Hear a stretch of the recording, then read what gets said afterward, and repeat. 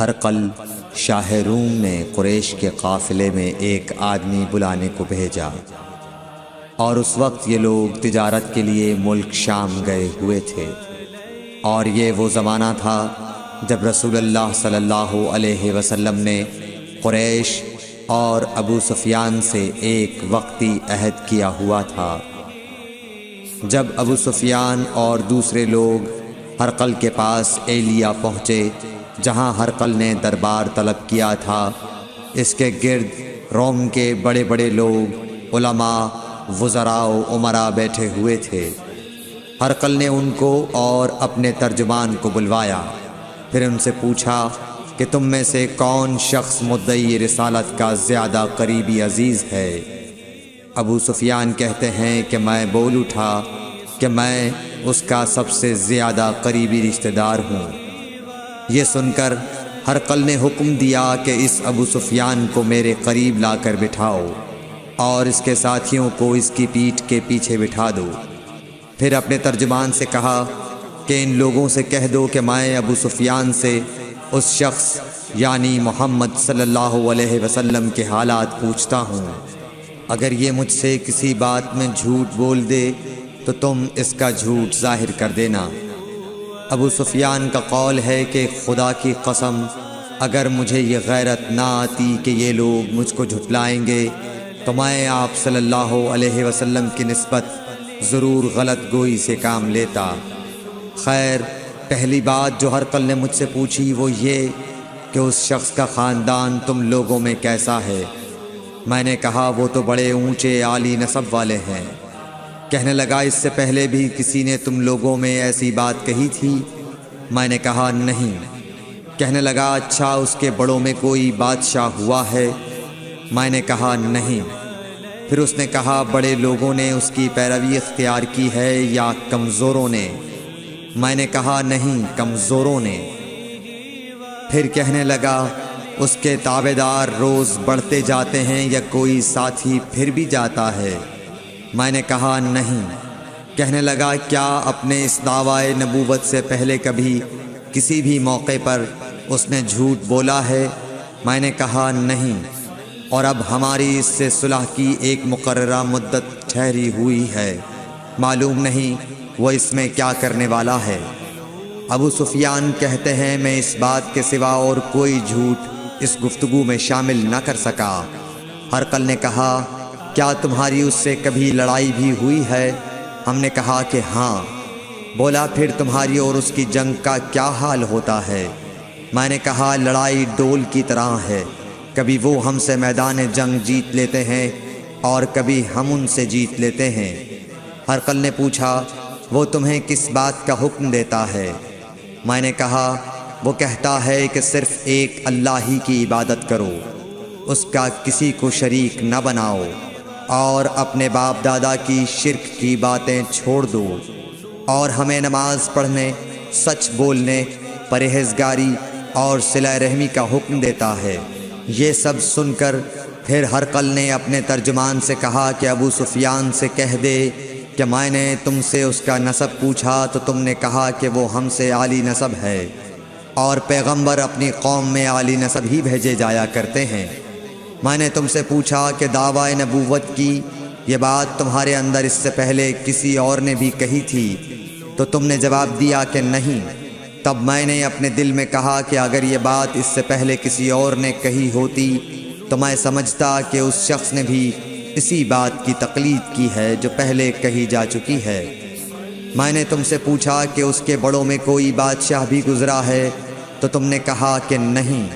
تو میں نے دل میں کہا کہ ان کے بزرگوں میں سے کوئی بادشاہ ہوا ہوگا تو کہہ دوں گا کہ وہ شخص اس بہانے اپنے آباء و اجداد کی بادشاہت اور ان کا ملک دوبارہ حاصل کرنا چاہتا ہے۔ اور میں نے تم سے پوچھا کہ اس بات کے کہنے یعنی پیغمبری کا دعویٰ کرنے سے پہلے تم نے کبھی اس کو دروغ گوئی کا الزام لگایا ہے؟ تم نے کہا کہ نہیں۔ تو میں نے سمجھ لیا کہ جو شخص آدمیوں کے ساتھ دروغ گوئی سے بچے وہ اللہ کے بارے میں کیسے جھوٹی بات کہہ سکتا ہے۔ اور میں نے تم سے پوچھا کہ بڑے لوگ اس کے پیرو ہوتے ہیں یا کمزور آدمی؟ تم نے کہا کمزوروں نے اس کی اتباع کی ہے۔ تو دراصل یہی لوگ پیغمبروں کے متبعین ہوتے ہیں۔ اور میں نے تم سے پوچھا کہ اس کے ساتھی بڑھ رہے ہیں یا کم ہو رہے ہیں؟ تم نے کہا کہ وہ بڑھ رہے ہیں، اور ایمان کی کیفیت یہی ہوتی ہے حتیٰ کہ وہ کامل ہو جاتا ہے۔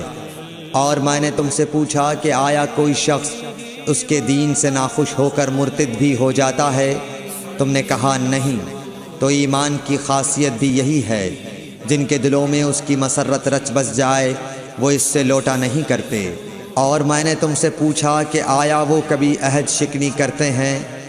تم نے کہا نہیں۔ پیغمبروں کا یہی حال ہوتا ہے، وہ عہد کی خلاف ورزی نہیں کرتے۔ اور میں نے تم سے کہا کہ وہ تم سے کس چیز کے لیے کہتے ہیں؟ تم نے کہا کہ وہ ہمیں حکم دیتے ہیں کہ اللہ کی عبادت کرو، اس کے ساتھ کسی کو شریک نہ ٹھہراؤ، اور تمہیں بتوں کی پرستش سے روکتے ہیں، سچ بولنے اور پرہیزگاری کا حکم دیتے ہیں۔ لہٰذا اگر یہ باتیں جو تم کہہ رہے ہو سچ ہیں تو ان قریب وہ اس جگہ کا مالک ہو جائے گا کہ جہاں میرے یہ دونوں پاؤں ہیں۔ مجھے معلوم تھا کہ وہ پیغمبر آنے والا ہے، مگر مجھے یہ معلوم نہیں تھا کہ وہ تمہارے اندر ہوگا۔ اگر میں جانتا کہ اس تک پہنچ سکوں گا تو اس سے ملنے کے لیے ہر تکلیف گوارا کرتا۔ اگر میں اس کے پاس ہوتا تو اس کے پاؤں دھوتا۔ ہرقل نے رسول اللہ صلی اللہ علیہ وسلم کا وہ خط منگایا جو آپ نے وحیہ کلبی رضی اللہ تعالیٰ عنہ کے ذریعے حاکم بصرہ کے پاس بھیجا تھا، اور اس نے وہ ہرقل کے پاس بھیج دیا تھا۔ پھر اس کو پڑھا تو اس میں لکھا تھا، اللہ کے نام کے ساتھ جو نہایت مہربان اور رحم والا ہے۔ اللہ کے بندے اور اس کے پیغمبر محمد صلی اللہ علیہ وسلم کی طرف سے یہ خط ہے شاہ روم کے لیے۔ اس شخص پر سلام ہو جو ہدایت کی پیروی کرے۔ اس کے بعد میں آپ کے سامنے دعوت اسلام پیش کرتا ہوں۔ اگر آپ اسلام لے آئیں گے تو دین و دنیا میں سلامتی نصیب ہوگی، اللہ آپ کو دوہرا ثواب دے گا، اور اگر آپ میری دعوت سے روگردانی کریں گے تو آپ کی رعایا کا گناہ بھی آپ ہی پر ہوگا۔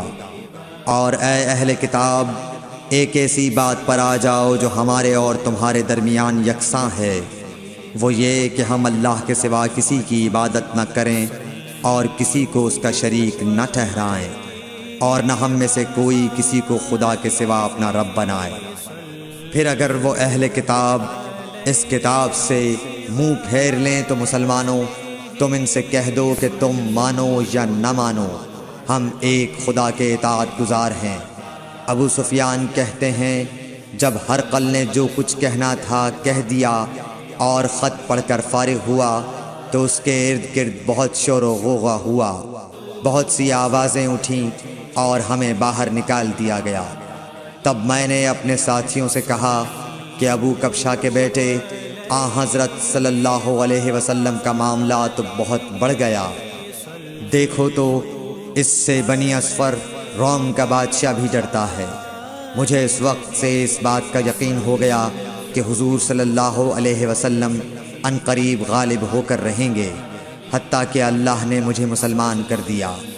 راوی کا بیان ہے کہ ابن ناطور ایلیا کا حاکم ہرقل کا مصاحب اور شام کے نصارہ کا لاٹ پادری بیان کرتا تھا کہ ہرقل جب ایلیا آیا ایک دن صبح کو پریشان اٹھا تو اس کے درباریوں نے دریافت کیا کہ آج ہم آپ کی حالت بدلی ہوئی پاتے ہیں، کیا وجہ ہے؟ ابن ناطور کا بیان ہے کہ ہرقل نجومی تھا، علم نجوم میں وہ پوری مہارت رکھتا تھا۔ اس نے اپنے ہم نشینوں کو بتایا کہ میں نے آج رات ستاروں پر نظر ڈالی تو دیکھا کہ ختنہ کرنے والوں کا بادشاہ ہمارے ملک پر غالب آ گیا ہے۔ بھلا اس زمانے میں کون لوگ ختنہ کرتے ہیں؟ انہوں نے کہا کہ یہود کے سوا کوئی ختنہ نہیں کرتا، سو ان کی وجہ سے پریشان نہ ہوں۔ سلطنت کے تمام شہروں میں یہ حکم لکھ بھیجیے کہ وہاں جتنے یہودی ہوں سب قتل کر دیے جائیں۔ وہ لوگ انہی باتوں میں مشغول تھے کہ ہرقل کے پاس ایک آدمی لایا گیا جسے شاہ غسان نے بھیجا تھا۔ اس نے رسول اللہ صلی اللہ علیہ وسلم کے حالات بیان کیے۔ جب ہرقل نے سارے حالات سن لیے تو کہا کہ جا کر دیکھو وہ ختنہ کیے ہوئے ہے یا نہیں۔ انہوں نے اسے دیکھا تو بتلایا کہ وہ ختنہ کیا ہوا ہے۔ ہرقل نے جب اس شخص سے عرب کے بارے میں پوچھا تو اس نے بتلایا کہ وہ ختنہ کرتے ہیں۔ تب ہرقل نے کہا کہ یہی محمد صلی اللہ علیہ وسلم اس امت کے بادشاہ ہیں جو پیدا ہو چکے ہیں۔ پھر اس نے اپنے ایک دوست کو رومیہ خط لکھا اور وہ بھی علم نجوم میں ہرقل کی طرح ماہر تھا۔ پھر وہاں سے ہرقل حمص چلا گیا۔ ابھی حمص سے نکلا نہیں تھا کہ اس کے دوست کا خط اس کے جواب میں آ گیا۔ اس کی رائے بھی حضور صلی اللہ علیہ وسلم کے ظہور کے بارے میں ہرقل کے موافق تھی کہ محمد صلی اللہ علیہ وسلم واقعی پیغمبر ہیں۔ اس کے بعد ہرقل نے روم کے بڑے آدمیوں کو اپنے حمص کے محل میں طلب کیا اور اس کے حکم سے محل کے دروازے بند کر لیے گئے۔ پھر وہ اپنے خاص محل سے باہر آیا اور کہا، اے روم والو، کیا ہدایت اور کامیابی میں کچھ حصہ تمہارے لیے بھی ہے؟